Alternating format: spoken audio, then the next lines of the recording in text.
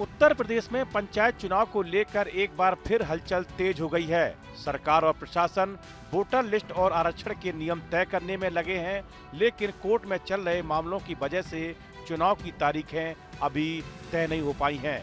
इसी बीच पंचायती राज मंत्री ओपी राजभर के बयानों से राजनीतिक माहौल और गर्मा गया है।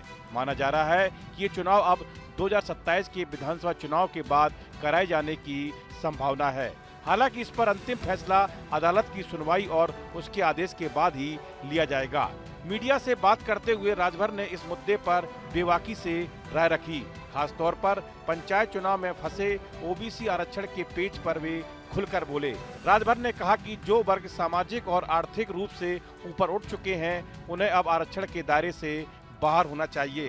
प्राथमिकता उन अति पिछड़ों को मिलनी चाहिए जो आज भी मुख्य धारा से कटे हुए हैं। उन्होंने जोर देकर कहा कि हम आरक्षण के दुरुपयोग के खिलाफ हैं। हक उसे मिलना चाहिए जो वास्तव में इसका हकदार है।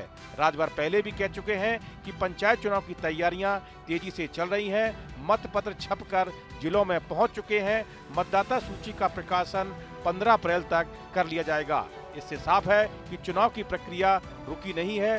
सरकार हाईकोर्ट के आदेश का पूरा पालन करेगी। ओबी राजभर ने दावा किया था कि त्रिस्तरीय पंचायत चुनाव 12 जुलाई 2026 तक पूरे कर लिए जाएंगे।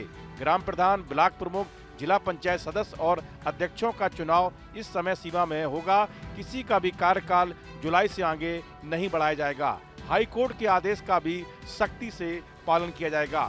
दरअसल यूपी में पंचायत चुनाव टलने या देरी का मुख्य कारण ओबीसी आरक्षण के लिए ट्रिपल टेस्ट की कानूनी जरूरत है।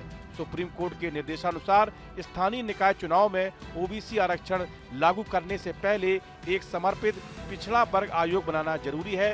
इस आयोग को पिछड़ा वर्ग की आबादी, उनकी पिछड़ापन की स्थिति और आरक्षण की जरूरत का वैज्ञानिक आकलन करना होता है। पिछले आयोग का कार्यकाल खत्म हो चुका था। सरकार ने हाईकोर्ट में हलफनामा देकर माना है कि पहले नए आयोग का गठन होगा। आयोग की रिपोर्ट के आधार पर ही सीटों का आरक्षण तय होगा। इस प्रक्रिया में समय लगने से पहले चुनाव में देरी हुई, लेकिन अब सरकार ने साफ किया है कि जुलाई तक सब कुछ पूरा हो जाएगा। हालांकि पंचायत चुनाव को लेकर हाईकोर्ट में कई याचिकाएं भी दायर हैं। अब जब भी कोर्ट इस पर सुनवाई करेगा और फैसला सुनाएगा, उसी के बाद सरकार अंतिम निर्णय लेगी। माना जा रहा है कि सरकार इस मामले में कोई भी ऐसा कदम नहीं उठाना चाहती जिससे उसके समर्थक नाराज हों या राजनीतिक नुकसान की स्थिति पैदा हो।